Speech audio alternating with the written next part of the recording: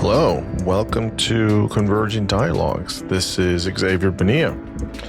On this episode, I am very excited to bring the conversation I had with Philip Goff. Philip is a philosophy professor at Durham University, United Kingdom, and he is also the host of a podcast, Mind Chat, and he spends much of his time thinking about the big questions of life, nature, reality, why we're here, where we're going, many other big conversations. And he is the author of the latest book entitled Why? The Purpose of the Universe, where he gets at many of those questions. And that's obviously what we talk about in this conversation. And I have to say, this was a fun one. This was really a fun one. Sometimes I can kind of get a sense of a guest, if I've talked to him a little bit, either online or through email. I actually didn't talk to him too much beforehand, and we just kind of hit it off. And we had a spirited debate, mostly around the bit of the conversation about value nihilism and value fundamentalism, I believe. And it was fun. We certainly disagreed, but it was like a fun way of disagreeing. And I really enjoyed that because it was, nothing personal, no ad hominem stuff. It was really just, how do you see it that way? I don't see it that way, kind of thing. But still trying to understand the each other's perspectives. And he's such a good interlocutor for these types of debates and big questions. And they don't really have answers, right, of sorts, but they're important things that we may or may not think about on a, regular basis. And so it was a lot of fun. I really enjoyed the conversational nature of the conversation. How we just kind of were able to kind of rib each other a bit, and it was all in good fun. And those kind of conversations are not something you can really plan. They kind of just happen organically. And he was just, really, really fun and really awesome to have that conversation with. We started by talking about why we're here. What's the purpose of living? We talk about how much meaning do we really want from life? I thought it was a really interesting question. We talk about values. We talk about morals. Are there absolutes? Are they relative? Why are they important? We talk about kind of what he's known for, of sorts, is his ideas on panpsychism. Talk about a little bit of integration information theory and some of the differences there. We talk about consciousness. We talk about some of the implications of panpsychism. And, where do we go in thinking about these questions, right? What kinds of questions are we going to ask, 50 years from now, 100 years from now? How much of this stuff do we get settled or not? And so it's just very, very, very interesting. Again, I had so much fun with this conversation. I really, really enjoyed it. And I'm really happy to share it with everybody and hopefully get listeners to think about these questions as well. And of course, they can continue the conversation by getting over to the Substack, which is convergentdialogues.substack.com. It's pretty interactive. You can obviously follow, like, share, contribute, tell your friends, etc. And you can also follow on YouTube as well and share online. And feel free to reach out and continue those conversations that Philip and I have. And it's all a lot of fun. So now I bring you Philip Goff. I'm here with Philip Goff. Philip, thanks so much for coming on the podcast. I'm greatly appreciative for you coming on. Brilliant. Thanks for having me on, Xavier. I'm really looking forward to having a little chat about this. Yeah, absolutely. You've written a really, really excellent book. It's called Why? The Purpose of the Universe. This isn't your first book, is it? No, thanks for the kind words. So I've written an academic book called Consciousness and Fundamental Reality in 2017. And then I wrote a book called Galileo's Error, which it was on similar themes, but very much aimed at a general audience. And there was also a book recently I co-edited called Is Consciousness Everywhere, which was scientists and philosophers and some spiritual thinkers responding to Galileo's Error. And then, so my first book was an academic book. My second book was a book aimed at general audience. This one, I'm trying to do both. So each chapter has a more accessible opener, and then a digging deeper bit where you get more into the technical details. So Mm, probably it'll please no mm. one. I don't know, but yeah. No, no, no, no. I was very pleased. Oh, I was very pleased. I enjoyed all the details. So, and I like engaging with different ideas and with different concepts, and some of them I was a little familiar with. You might not know this, but I was a long time ago a little more religious, and I went to a seminary, and oh, I really? had lots of arguments and debates with people. I'm not religious anymore. I'm an atheist. So, Mm. but yeah, so it's very interesting to hear some of those hypotheses and theories and certain debate points, either similar or kind of repackaged. So it was very interesting read for me. Well, So probably everyone's going to hate me with this book because, normally people fit into one of those teams, the kind of religious, believe in God, or the yeah. secular atheist. You Hmm. on Dawkins' side or the Pope's side? And Right. I Right. guess just over a long period of time, I've come to think both of these worldviews are inadequate. Both of them have things they can't explain about reality. So the book tries to critique both of these worldviews and then explores the Hmm. much neglected middle ground in between. Hmm. Hmm. Yeah, it certainly does, and that's what I want to get into. Um, so before we get into the details of the book, why don't you tell folks just what your professional academic background is? You talk a little bit personally about your background in there, so we can maybe get to that later, I guess. But yeah, professionally, where you're kind of coming from and what you're currently doing. So I'm a philosophy professor at Durham University here in the cold north of England. Durham's the third oldest university in England after Oxford and Cambridge. So it's all kind of Harry Potter land, like Oxford and Cambridge down here. It's not what I'm used to, actually. I never went through the kind of Oxbridge thing. Mm, But yeah, so mm, I'm interested in questions of the ultimate nature of reality, how it all hangs together. Most of my work's been on consciousness, how consciousness fits into our scientific story mm, of reality. And I guess I've been most known for defending panpsychism, the view that mhm, consciousness goes down to the basic building blocks of matter, with electrons and quarks having incredibly rudimentary forms of experience, and then the complex experience of the human and animal brain being built up from these simpler forms of consciousness at the most fundamental level. mm, And I've tried to argue that's the best solution to the mind body problem, the best way of understanding how consciousness fits into reality. But I'm interested in questions about many aspects of the nature of reality, free will, value, mathematical objects, how all these things fit into our story of reality, if indeed they do. Maybe they don't exist. Maybe some of them don't exist at all. And so I'm carrying on these themes in this new book. There's some of the panpsychism there, but it's also these more bigger, even bigger questions, really, of meaning and purpose mm, and why do we exist? The biggest question of all. mm. Well, you're definitely not tackling the easy questions. So the hard questions They're are, no are the hard fun. ones. So they're no fun though. Then you're just like, oh well, that's how it is. Okay, and then it's life is boring at that if you just do that. So let's start with the all important question, which is you ask, what's the point of living, right? What's the point of life? Kind of why are we here?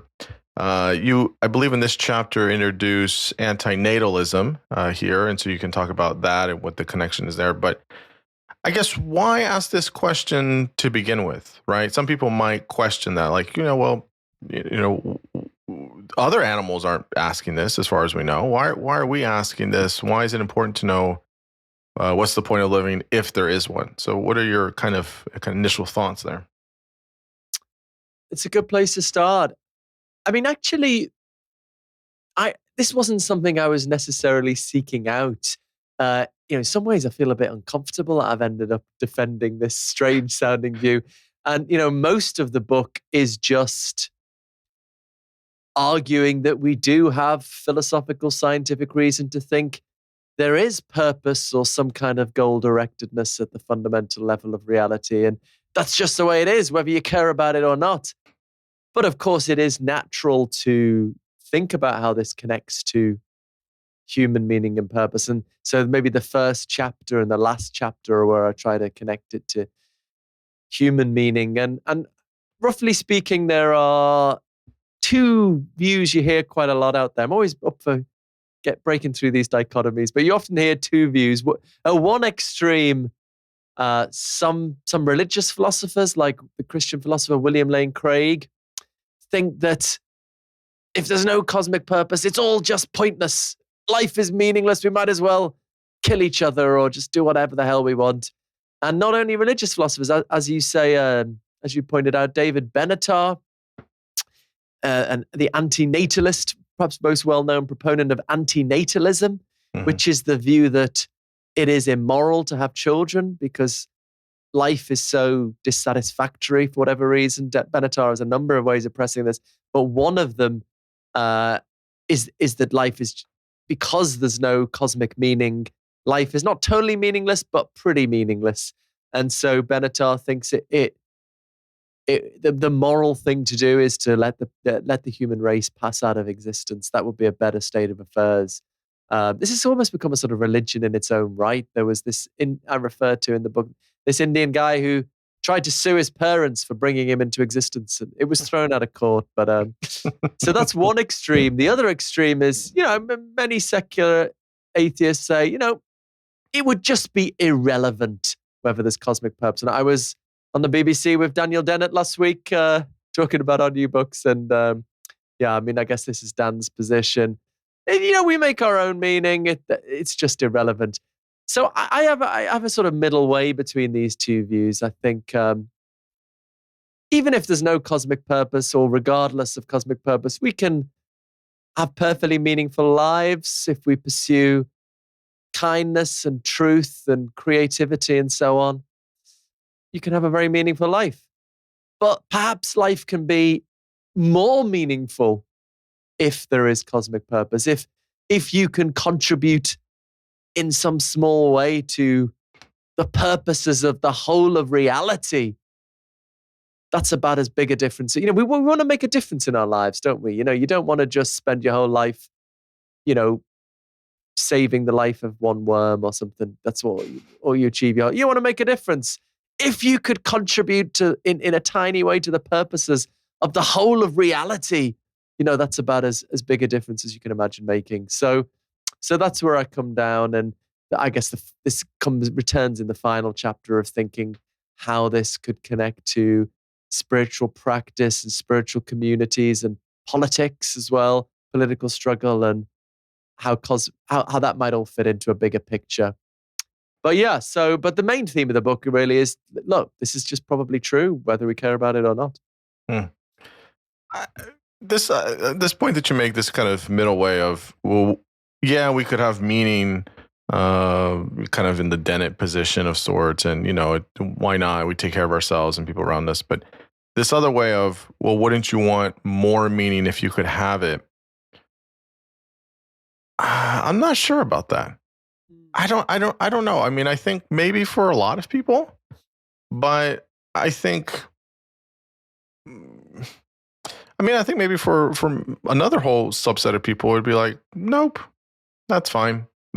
It's fine if people want to do that. That's fine. But I think it really does depend on the sort of perspective you're taking, right? If you're taking this view of, life must be, or it has to be bigger than me, and I want to have more of this meaning, I don't think it's necessarily a bad thing, but I don't think it has to be that way for people. I don't think it should be that way for people. I think because then you're already baking into that some kind of moral hierarchy of sorts, of like, well, you just like meaning for you and your family and your life and what's impacting you, but I'm doing it for me and my family and this organization and for starving kids all over the world, or I'm finding some bigger meaning of sorts.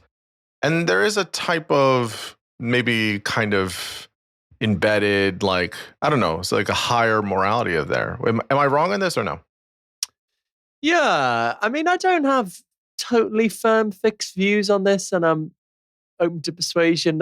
Thomas Nagel has this very interesting paper called The Religious Temperament.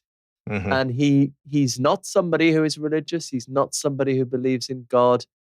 But he says he has the religious temperament, and he thinks of that as a desire to connect up the meaning of your life to the meaning of the universe or the whole of reality in some sense. And Nagel just says, I have that. A lot of people have that. Some people don't. That's fine. And yeah, I mean, I suppose it,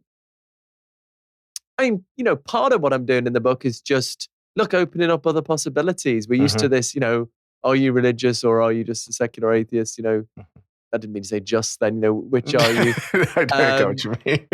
I mean, as in, you don't have the big heavy duty metaphysics, but maybe there are other options that, hey, maybe you might, whoever's listened to this, try this this might be something you get something out of. So as I've, it's only kind of the last 5 years I've slowly been drifting around this path. I wouldn't have imagined writing this book 5 years ago, but I guess I've come to find it and I talk about this in the final chapter, I've come to find it a meaningful way of living life, to a sort of daily kind of prayer, quote unquote, not exactly prayer in the traditional sense, like you're talking to someone, but a daily act of, trying to commit yourself to live in hope of some greater purpose to what's going on, and that what your own life and your own life projects and those of your loved ones connect to some greater reality. And I suppose I've found that to be a meaningful way of living. Helps keep my ego in check. I'm fortunate enough not to be too driven by power or money, but to some extent I've got a bit of an ego, and something I try to keep in check, and trying to connect things to something beyond yourself. And look, I mean, a lot of this at this point, so as I say, I'm arguing that there's reason to take seriously some kind of cosmic purpose. But, who knows? It might not involve human beings. There's the philosopher Tim Mulligan has a very interesting book arguing that there is cosmic purpose, but it's nothing to do with human beings.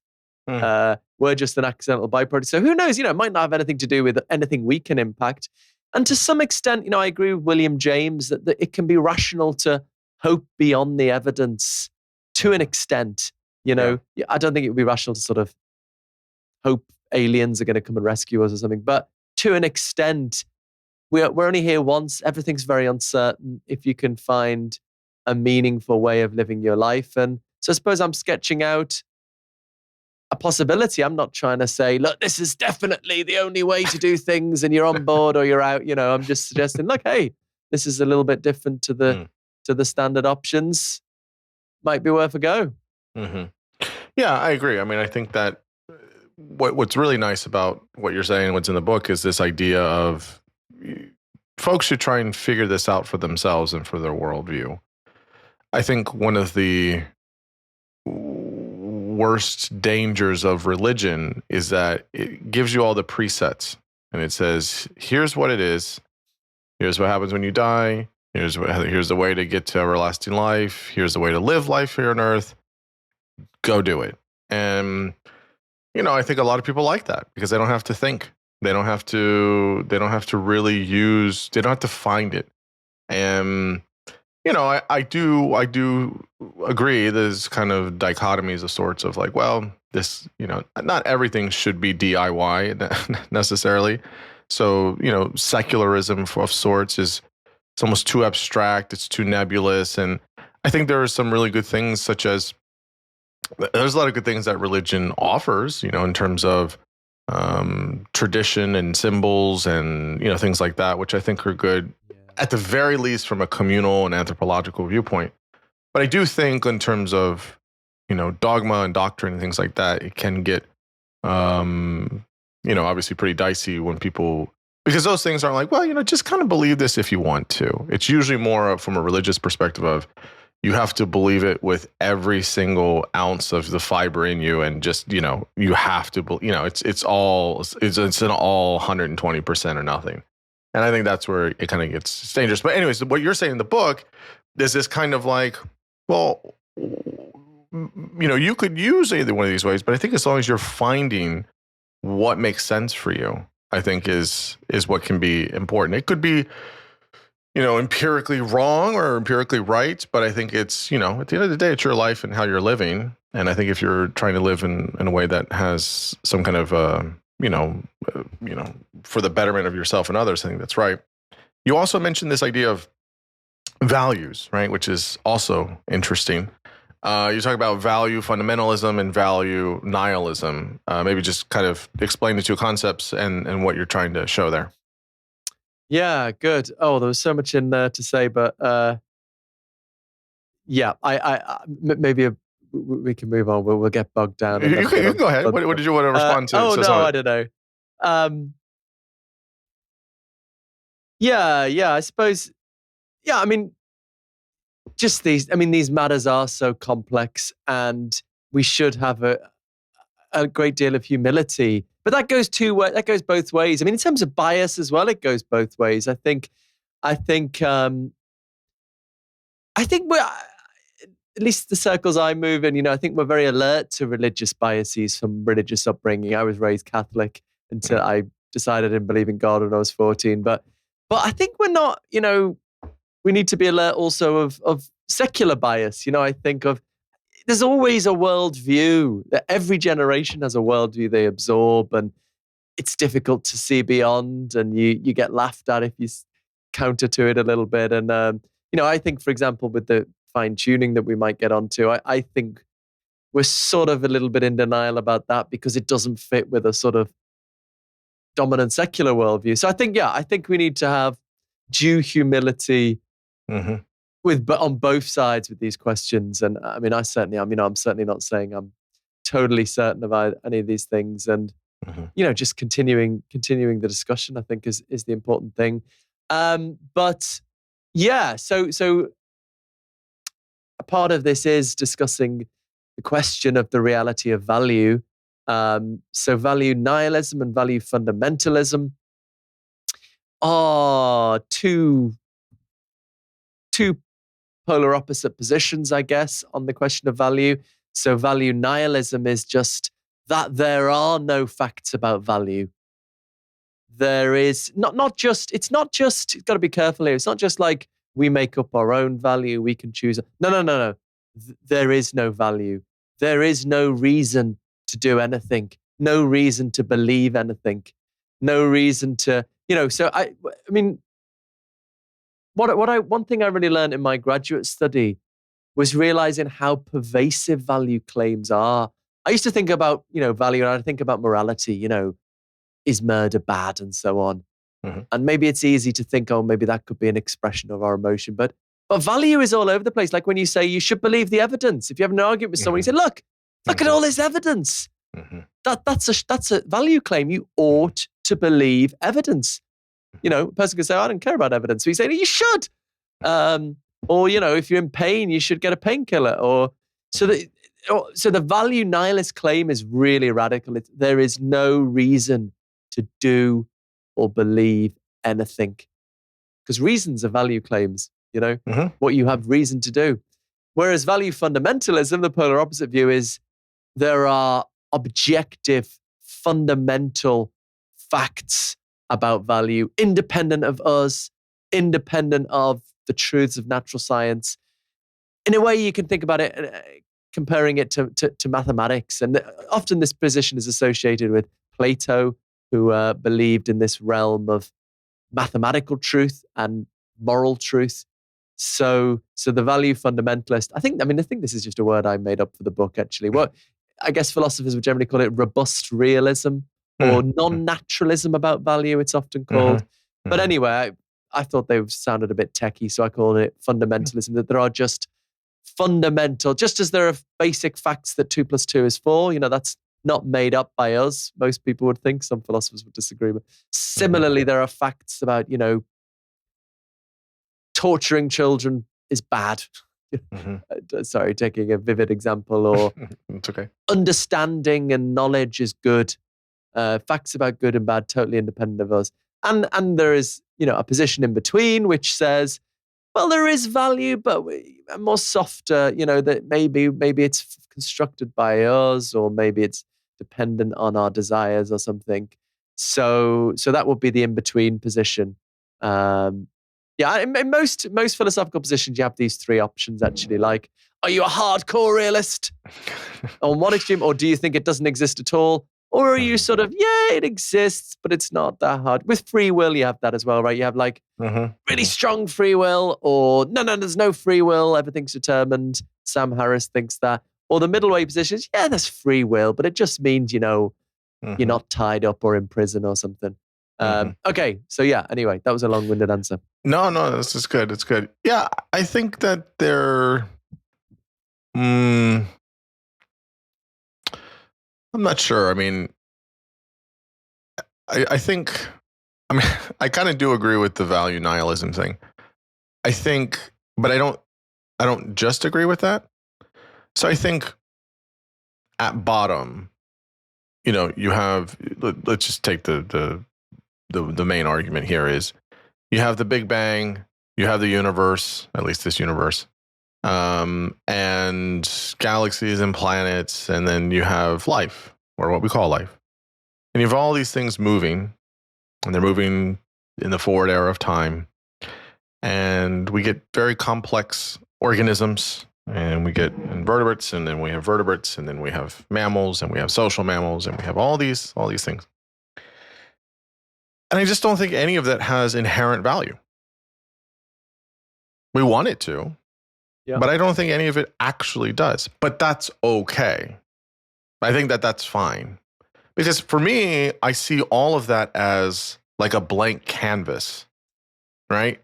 Okay, none of this comes with its own kinds of things necessarily, right?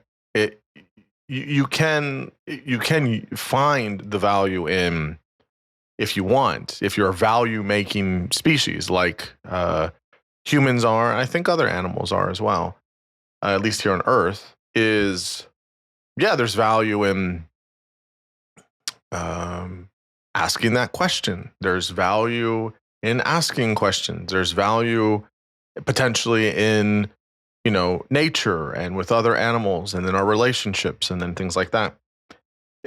Does it inherently, is it endogenous to the organism? I don't think so. It would be nice maybe if it was, but maybe it wouldn't be, because then you wouldn't be able to kind of say, there's not this like fungibility of like values, because everyone has different value systems. Now, I think there is probably a long history, and there's a lot of cultural dynamics at play throughout our long history on humans, as humans on the earth of, and again, this has to go with, how our brains have developed as Homo sapiens, but most people would say murder is wrong. Killing children is wrong, no matter what. But we set those morals, those values. In other, with other species, infanticide is kind of normal. There are many other animals on the planet that do that, and they don't know any different. So I think that, and then this breaks down with, groups, and then there's tribalism, and then there's, religion, and then there's cultural differences, and then there's, history, and there's, hierarchies and dominance. And, so humans are complicated, and we make it worse for ourselves probably than we should. But I just think at bottom, I don't think there's anything endogenous to these things, but that doesn't mean that we can't have in place value. And that is, this is my view. I think we should do that. I think our life should be living that way. And I think when you can kind of strip it from, this is how it has to be in this kind of deterministic way, I think that shuts down our ability to create, or to create and or rather, uncover what could be there, or what could be in something. So I also do a kind of both and, but maybe a little bit differently than how you do.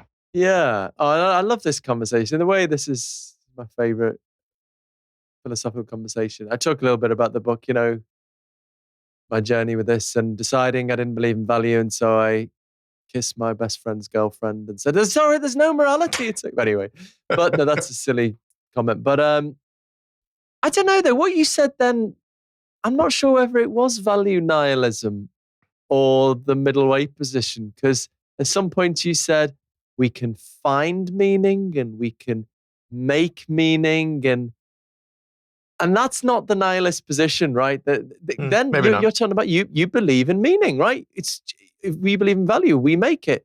But the nihilist position is no. Everything is pointless. There is no value.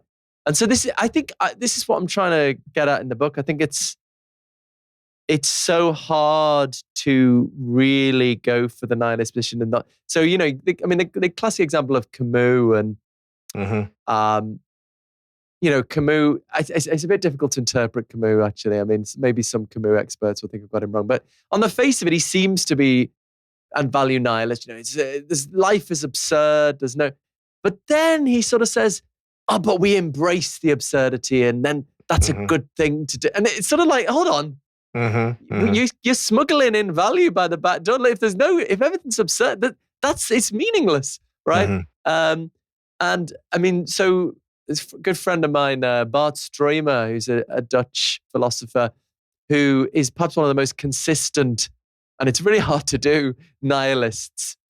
So much so, he's a very techie philosopher. He's really thought through all the implications. So much so that he says he can't believe his own view because he thinks, well, to reflectively believe something, at least, he thinks you have to take yourself to have reason to believe it. You can't say, I believe this, but I don't think I've got reason to believe it. I mean, maybe you can if you haven't thought it through, but but he doesn't believe in reasons. He doesn't think there's any reason to believe anything. So all he says is the arguments point in that direction. He doesn't. So I think it's really hard to. Yeah. So people say, often say, and so right. So let me just lay it on the line. I think people so often say, I don't believe in value. I don't believe in value. We make our own value. But then, that's not value nihilism. And my worry about that middle way position is it's bridging the is-ought gap. So this is what David Hume is, the secular saint of the, naturalistic position. And he said, you can't go from an ought to an is. You can't go from, an is to an ought. You can't go from plain facts about the natural world to what ought to be done or value claims. But this is what I talk about in the book, which blew my mind. Moral philosophy professors, when I was a graduate student, talk conversations in the pub saying that he contradicts this. Because Hume also says in the very same book, this is a subtle point, but I think it's so important. Reason is and ought to be the slave of the passions. Note the ought there. So Hume says, your reason ought to be about pursuing your desires. So if you desire to be a lawyer, you ought to go to law school. But look, you've just bridged an is to naught. You've said you desire something, that gives you a reason. And like if you're talking about we make our own meaning, we've done certain activities and then there's meaning. That is bridging the fact-value divide. So I think really a lot of people, who say they don't believe in objective value, actually they do, because they think when you say we make our own value, on the face of it, you're saying some magical things we do bring value into existence. And why is that? I mean, why is that any less mysterious than, someone else's pain giving me a reason to help them or something? I don't know. So I think to be consistent, we've just got to say everything's pointless. There's no reason to do anything. There's absolutely no reason. It's just everything's like counting blades of grass. It's just and I just think really that position is kind of unsustainable. But. Well, what I would say is that, yeah. So to be clear, I'm not a value nihilist in one sense, right? I think I'm a bag of contradictions. But what I would say on this I would say it's not that we're meaning making necessarily. So not actually. Right. So I'm not trying to do this like tautology or whatever. So I promise I'm not. I think it's just that something, if you take it at a very basic level, we're reacting to something that's going on in our world, our environment. and the thing we call it is meaning, right? We call it meaning. It's not actually meaning, but it's for us, that's how we're labeling it or describing it. If you want to go full postmodern, that's what language is doing, right? All that stuff. Like it's just calling something, but really there's an experience that's happening, and the experience is, right? The experience is, and in terms of trying to find, patterns, literally without, even if you're trying not to have value, if you just take it from a pure mathematical, like this and this adds up and whatever, like I think the thing or the process or the experience of what we're putting into something as an organism coming into contact with something else in the world, for some people, they're going to see that as what is called meaning making. It's actually not in a objective, pure objective sense, but it doesn't matter, right? Because it's saying, this is how I experience it. That's what I know. I create meaning or value out of this, and I move about in the world, and that helps me to, organize my, kind of locus of control, if you will, in the world or with other people. It doesn't actually have value or meaning. I wouldn't necessarily maybe say that absolutely. I'd have to think about that if maybe there is exceptions to that. But I'm just kind of pure riffing on this. I would think that in general, if I say going to my friend's birthday party gives me a lot of meaning, but there's no actual meaning in going to the birthday party. There's no actual experience, or there's no meaning in the experience. I'm having an experience, and what I want to call that, or what I want to categorize that, is meaningful to me. Because I think what's loaded in that is the phenomenology of it, is the relationship, the history, the emotional feeling, etc. So we're taking the whole gestalt of that experience and saying that in and of itself, those parts don't have any meaning. Nope. It's just another birthday on one planet in a galaxy. And the birthday's not even that significant, right? It's just someone came into being, right? They came into existence. Big deal.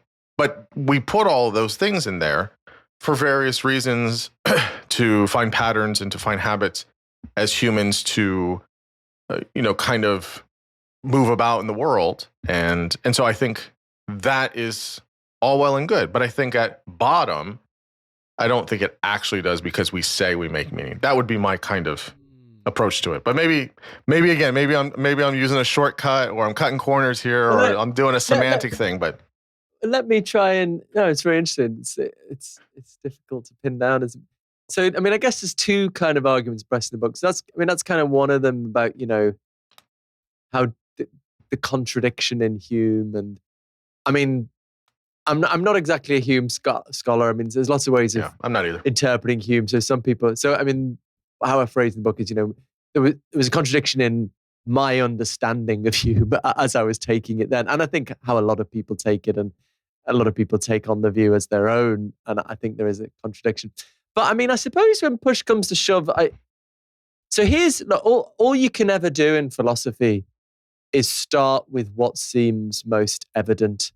Like, I don't know, I might be in the Matrix right now, as Bertrand Russell said, maybe the world was created 5 minutes ago with all the history, as though, the evidence created out of thin air, as though there was a past. We don't know anything for certain, but you just gotta, I think all you can do is start with what seems most evident. Right, here's something, here's the value intuition. Let's see what you think of this. You'll probably disagree, but anyway, the value intuition, which seems to me like more evident than, I've got a hand here, that something, so yeah, if you're just thinking about like, oh, is murder wrong? You can sort of get into the mindset of, oh, maybe we just don't like it or something. But here's I'm going around in circles here. Hold on, I'll cut to the chase. Here's the value intuition that seems most evident to me. Some things are more worth doing than others, or some things are worth doing in a way that other things are not worth doing. Right? I mean, the example I gave in the book is counting blades of grass, but I thought of like a more psychologically realistic thing to focus on. I mean, think about, the craving for power for its own sake. I think our former Prime Minister Boris Johnson suffered from this. He didn't want to be prime minister, because he was all desperate to change the country and lots of. He just wanted to be prime minister, right? He liked power.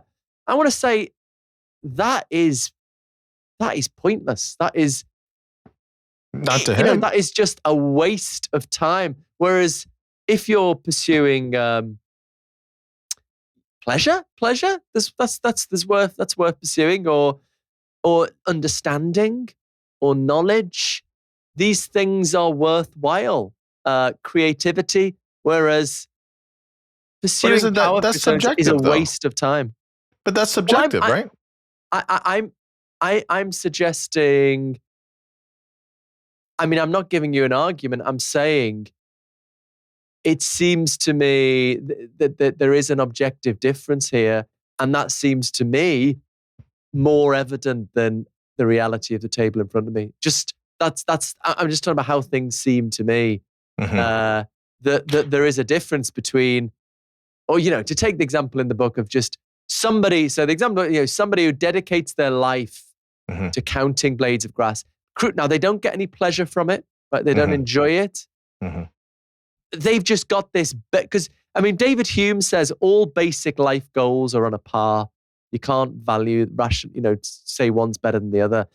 So this person, their fundamental life goal is to count as many blades of grass as they can before they die. I want to say, what a bloody what a waste of life. That is utterly pointless. They chose to do it. They're free to do it, but that is a waste of time.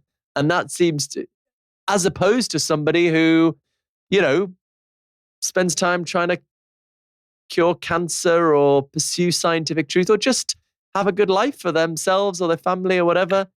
They're worth doing, but spending your whole life counting blades, that is just utterly waste. Anyway, that just seems evident to me. But the problem with that, look, I agree with you. I don't disagree. You don't agree with me. I agree with you in the fact of if somebody wants to count blades of grass, I think that's a colossal waste of time. Fully agree with you on that. But what do you mean by that? You mean the difference is though is that's what it is for you and for I because of our value system that we find as we have a hierarchy of what is worth someone's time or what is not worth someone's time.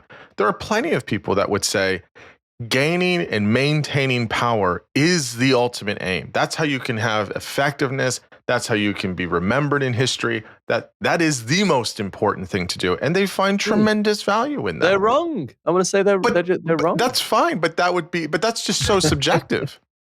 I just don't think the difference we're having is what is like endogenous to the thing itself. And I just don't think there is that. How do you know it's subjective? How do you know? So my view is there are facts of the matter here.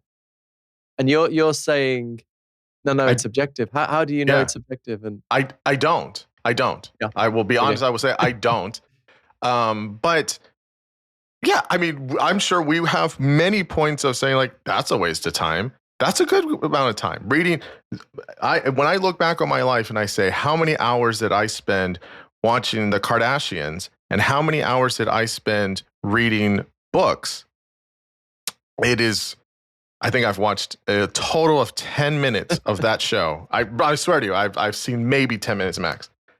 But I have spent, it has to be hundreds, if not thousands of hours reading good books. Mm-hmm. That to me is a good use of my time. That's I don't know what you mean when you say it's a good, if you don't believe, I don't know what that means when you say it's a good, in my mind, what I have as a concept of good, and I guess the use would be productive, that's what it is for me. I don't think, look, you could say, because then there's just too much variance here. If somebody is just reading Danielle Steele romance novels and they're like, well, I'm reading, I think that's a fucking waste of time. That's a waste of time. I don't know how to understand the claim that something's a waste of time if we're not talking about objective value. What does it mean if it doesn't mean that, then we're saying, I don't like that? Well, no, it's not. That's not what I'm saying. It's not saying I don't like that. I think if you think about the difference between if you're raising your kids and some things your kids might be into that you just can't understand. I don't know, if my kids get into soccer, as you Americans call it. I've got no interest. Even though I'm from Liverpool, and so you say from Liverpool, Oh boy. I've got no grasp on it. But that's just it. That's just what I don't like. But if my kids want to, spend all day, every day watching crap TV and smoking weed, and they can do a bit of that, but all day, every day, right. then I would say, I'm not going to be happy then. And that's not just like, oh, I don't like that. It's like, you're wasting your life. You're not, and then you want to say, oh, I think those things as well, but I'm not meaning them objectively. I don't know what that means. I just don't know what that means. But why do you have to have? I think you shouldn't say. I think you shouldn't be allowed to say those things. I'm being a bit facetious, but like I don't know what they mean. You should just say, I don't like that. You should just say to your kids, I don't happen to like that, and I'm going to make you do what I personally like. And that's the. But there's a difference. That's the only consistent nihilist position, I think. Maybe that may be true, which and I'll grant you that. But I'm saying that in a sense, it's not a matter of preference or affinity. Look, if someone wants to shoot up heroin their entire life, I don't like that. I don't think that's a wise decision, personally. Wise? What does wise mean? It's what I want it to mean. All you're allowed to say is, I don't like it, I think. It's not a preference. There's preferential things. I think objectively, that is a way to go about living your life. And some people could be like, that's a great way to spend your time. You spent your time chasing the dragon, and you're having bliss, and you will die anyway, so you're just going to die that way. Who cares? I mean, some people think that's a way to think about it. Flat. Some people think the world is flat, but that's the way they think. But that's the way I can't. Wrong. But again, they are objectively wrong on that. Yeah. But I think as a value fundamentalist, I think you can be right or wrong about value too. I think if someone thinks, power is worth pursuing for its own sake, they're wrong about that, because that's a pointless way of spending your life. I would just question. I guess the disagreement we're having here is, where do those foundational value claims that you're saying are kind of, I don't think you're saying absolutes, but maybe you are.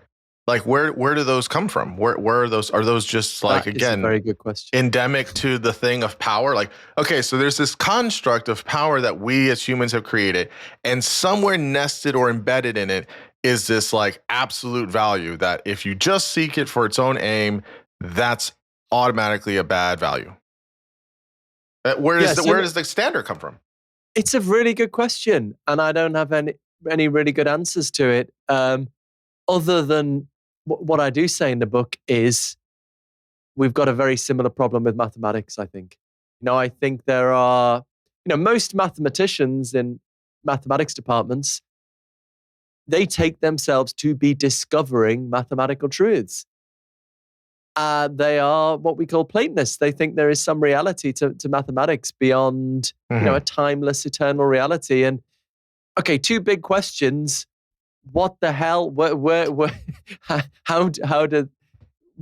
bit of reality has numbers and sets and functions? And how the hell do we know about it? How does it impact our brains? How does this mathematical reality impact the physical brain? Roger Penrose talks about the mystery of the three realms: the physical, the mental, and the mathematical. They all seem to interact. So, and I think it's exactly the same with value facts. There are, there seem to be timeless truths of value that we somehow know about. And so my cop-out answer, is that a US phrase as well as a UK phrase, cop-out answer? I know what it means. Maybe. Is to say, well, whatever ends up being the case for morality, whatever ends up being the case for mathematics, we could say that in the value case as well, like Plato did. But I don't know. But look, well, actually, I mean, we can link this to to another bit of the book, because one of the things that I think is quite original, perhaps, about my book is that in dealing with the fine tuning, I suggest we can think of the fine tuning as evidence for the reality of value. Should we talk a bit about that? Okay. Okay. Well, so let's do this. So just on this bit, I hear what you're saying. I do hear what you're saying. I think you understand what I'm saying. I think we both don't entirely know, and that's fine. It's a perennial debate. Yeah, I mean, what you're saying it's a fun debate. It's fun. Is a legitimate, you know. The important point of it is that I don't think you need the values to do or not do something. If I think that drowning cats is wrong, it doesn't matter if I think it's wrong. In a world in which we live with other people, you shouldn't do it. Well, it's a good question, actually, because I guess we do it all the time. I guess another thing I think Hume is wrong about is psychology. So Hume has this idea that human motivation bottoms out in just brute desires. I want to do this. I don't think it does, actually. I think motivation a lot of the time bottoms out in, I think this is worth doing. Yeah. Bottoms out in a value claim. I mean, I don't. This is an empirical question about human psychology, but I'm inclined to think that actually, just real human motivation depends on a commitment to objective value. We when you think, what am I going to do in my life? Right? You don't think, as Hume imagines, what are my basic life goals that I've just had all along? And no, you think, what would be meaningful? What would be worth doing? And if you do come to the conclusion that the nihilist seems to embrace, that actually nothing is worth doing, then I think that is what depression feels like. So I'm not so sure you can live out the nihilist position. Actually, I think I'm inclined to think actually just even the most basic human activities, like, you're at a restaurant, you think, what shall I eat? What you do, I think, it's a subtle thing, right? I think problem is we use the word desire in lots of different ways. You're not thinking, if you're thinking what shall I eat, you're not thinking, what are my basic goals of food to eat? You think, what would be enjoyable? I think that's what you think. You think, what would be, because its pleasure is worth having. So I think even the simplest tasks, I'm inclined to think, even the simplest human motivations, what is it like? I think we also have compulsions. I've got a bit of OCD, like, avoiding cracks on the pavement or something. That's just something I feel like doing. But most of the time, I think, or a lot of the time at least, we think, what's worth doing? And so I guess I'm suspicious that people can really consistently do this. I agree with you about Hume a bit. I think it's both of sorts. I think we have kind of our primordial nature of, we have a lot of instincts. We have a lot of drives that are pushing us, that are unbeknownst to us. And all of a sudden, it kind of gets transported up to our brain, and our brain's trying to make sense of it with history, culture, norms, morality, value. And then it does this sort of washout, and we get whatever actions or behaviors we're having, which is essentially the Freudian model, right? Now, you could hate Freud, that's fine. But this idea that we have these drives for pleasure and these drives for, brute force and things like that. I mean, I think it's not all it is. I mean, it is a reductionist argument. But I do think that there's this combination of things of like, why did I look at that person that way? Why do I all of a sudden want to punch this person in the face? I don't want to do that. But like, we're having to deal with the instincts that are coming from somewhere. So I don't think it's entirely what's worth something or what's valuable or things like that. I think we eventually get there, or hopefully. But I do think it's a kind of mixture of sorts. And Oh, I I agree. think there's some levels Yeah. to that too. But yeah. Yeah, I don't want to overplay what I've just said. And you're totally right. It's a mixture. It's, and there's fascinating empirical evidence for Yeah, how wrong we get our motivations and, absolutely. and of course, prejudice and Yeah. bias is rife. 100%. But still, I think, mixed in with that, I think, especially in our more reflective moments, a large part of it is, what's worth doing? What would be a good idea? What would be wise, as you put it earlier? Now, that doesn't mean it's those. So I think there is a commitment. I suppose what I'm saying is there's a commitment to value objectivity deep in human motivation. Now, that doesn't mean it's true. It could be we're just totally deluded and it's all just, we've evolved these reasons to, motivations to think that, and it's all bullshit. But then value nihilism ends up being like a radical skeptical scenario. And to my mind, it's, well, how is that different to like, maybe we're in the Matrix or maybe, so That's fair. I just think all you can do is start with the facts that seem most evident. That's how I start philosophy. That's how I start theorizing. And, what seems most evident to me? Well, my conscious experience, probably the most evident.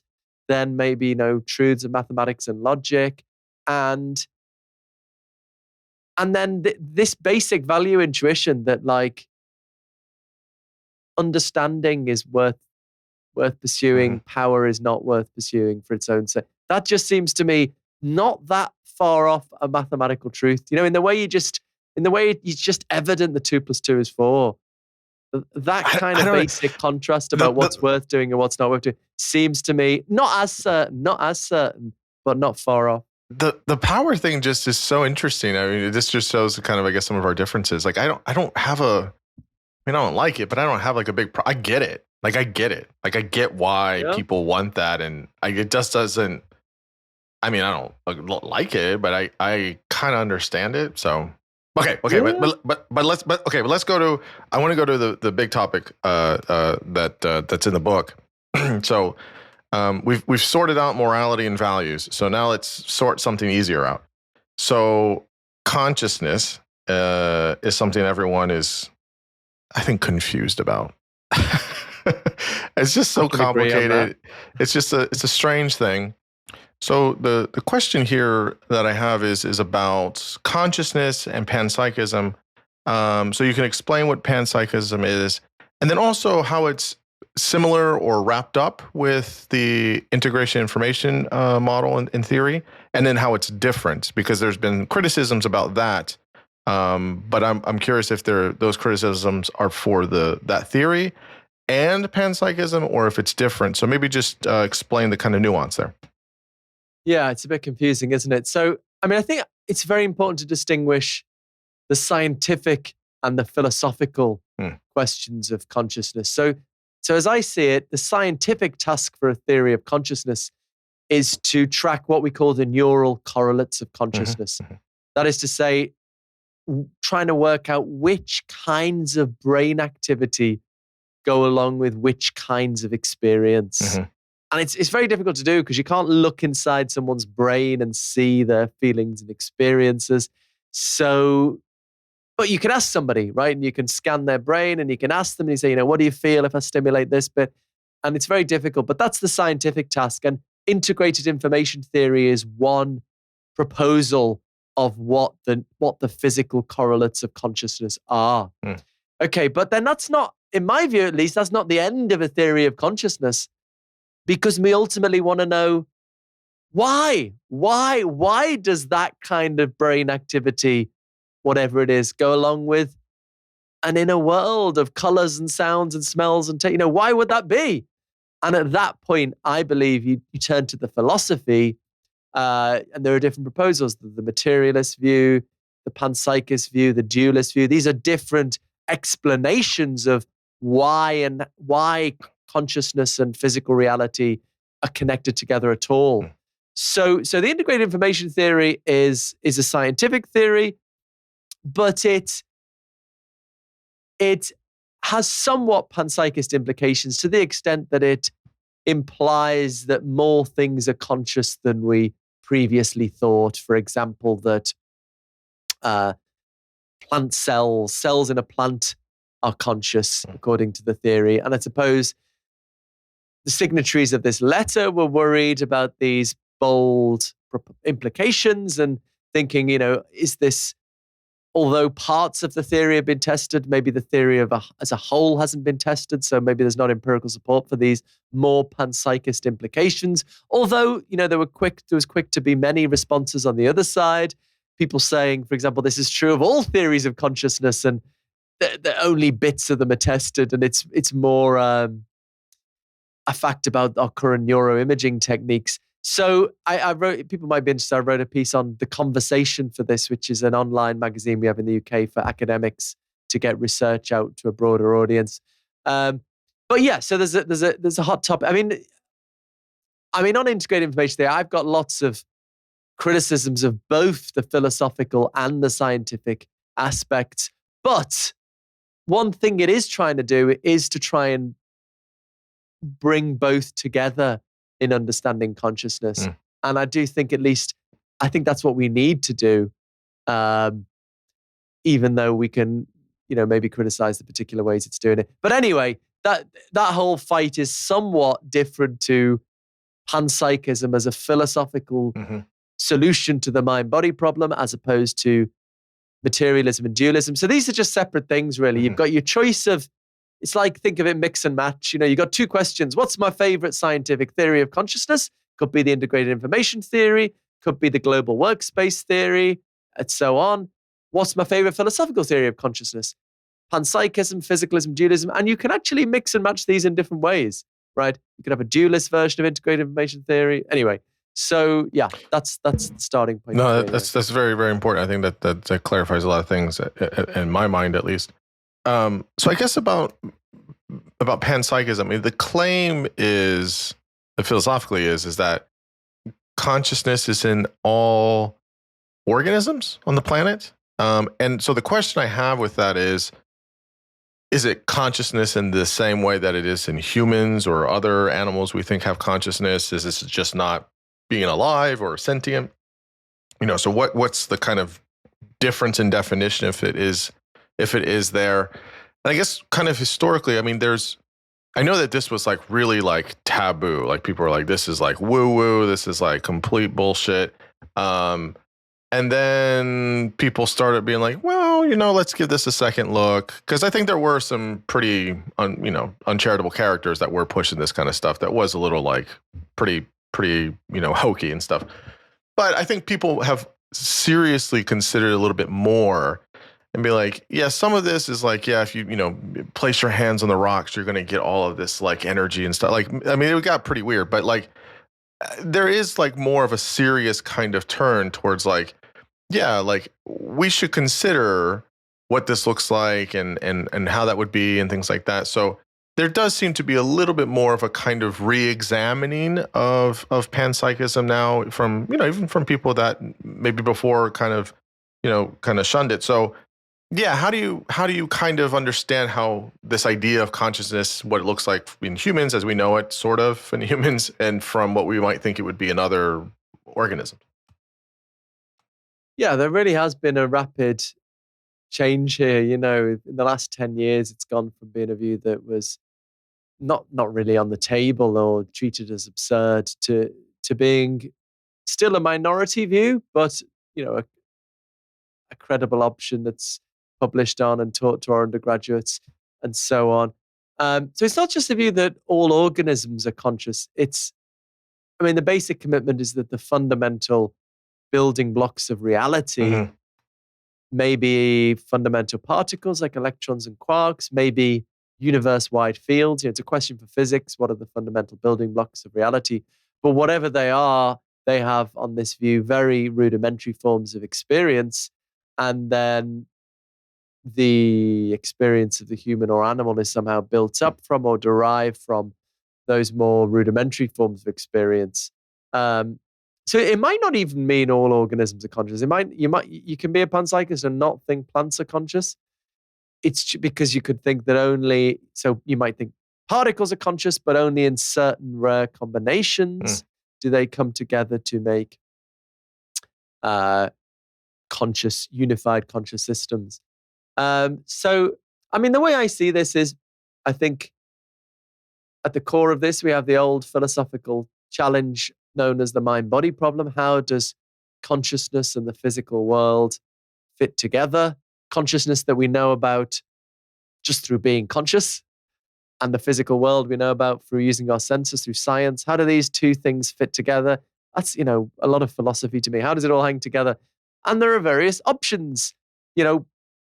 Maybe the physical world is the fundamental thing, and consciousness arises from physical processes in the brain. That's the physicalist option.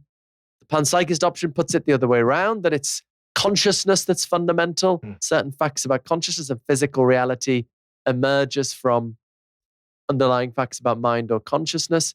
Or the dualist option, they're both fundamental. Consciousness and the physical world, maybe consciousness is in the soul, and that's distinct from the physical body and brain.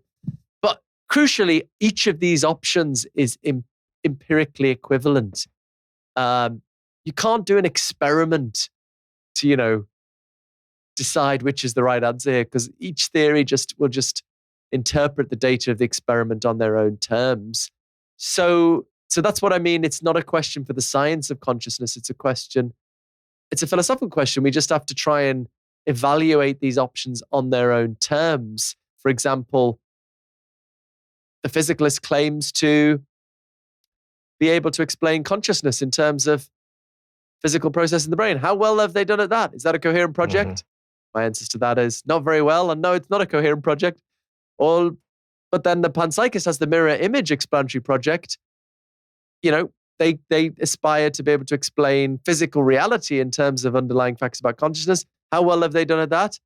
I think we've actually sort of worked out how that could be done. The mysteries have sort of been solved there. So there are ways of evaluating these options, maybe in terms of simplicity, maybe in terms of how well they fulfill their explanatory aspirations. And that's a sort of philosophical issue we need to decide on with philosophical methods. That's how I think about it. I guess the question would be, why is this important? Or rather, maybe more specifically, what's the kind of impact that this has? Like if we, I don't think there's universal agreement ever on anything, but let's say there's, more agreement on, neutrons and photons and, cells and everything has some element of consciousness.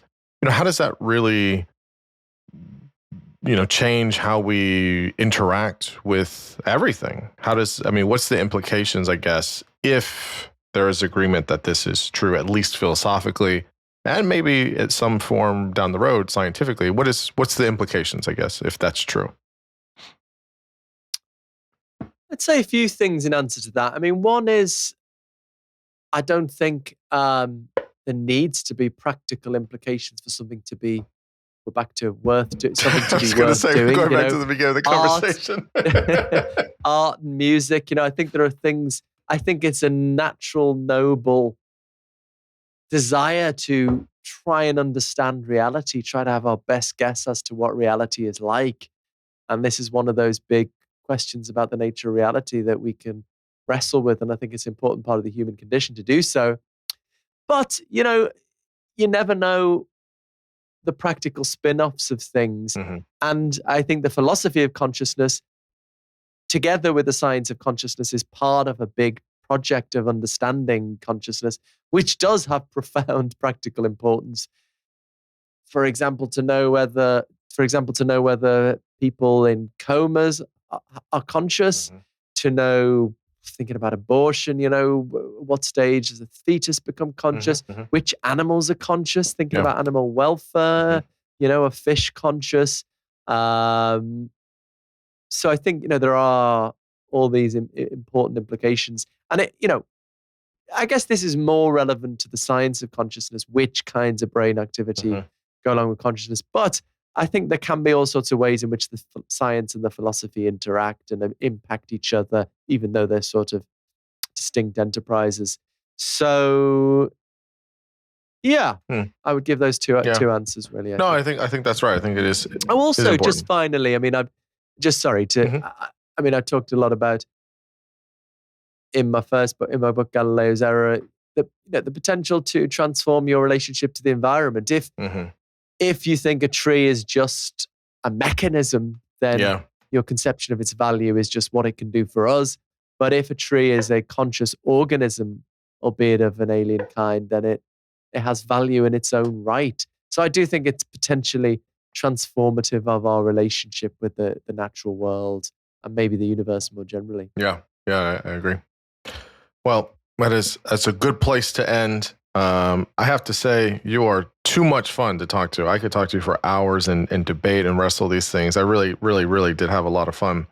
Oh, me too. And but yeah, it's good to really dig deep into the value stuff. Yeah, I do love that discussion. it's a fun thing to wrestle with. My close friend John, who I referred to earlier because I kissed his girlfriend, we're still good friends actually, and he always says to me, I preferred your philosophy when you were into that morality stuff than into all this consciousness. So it gets too technical, it's boring.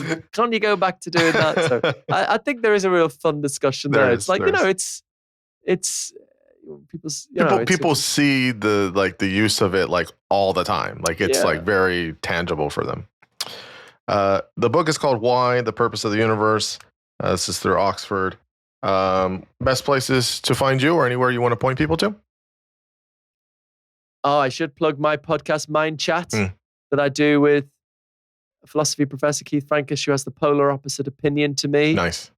He thinks consciousness, in the sense philosophers talk about it, is an illusion. I think it's everywhere. He thinks it's nowhere. And we're trying to model constructive disagreement. Nice. We've had a bit of a hiatus for various reasons, but I think we're about to kick that off again, probably with a podcast on my book. Nice. And I recently debated Sean Carroll, the physicist, and that's on that channel. Very nice. I like to argue on Twitter a lot. I guess we need to be finding other places outside Twitter. I don't know, but I'm still stuck on Twitter. Yeah. Philip_Goff, like to argue there. Mm-hmm.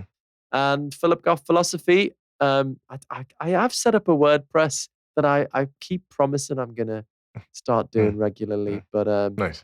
Which is just my name. But I must admit I haven't written very much. Well, but yeah, there's lots of philipgoffphilosophy.com, lots of articles and web videos and stuff. That's great. Well, Philip, again, this was so much fun. I could do this so much more often with you. So I really do appreciate you giving me your time and your energy and your fight. I do enjoy all of it. So it really was a lot of fun. I really appreciate it. Oh, thanks, Xavier. It's been enjoyable. Yeah, thank you.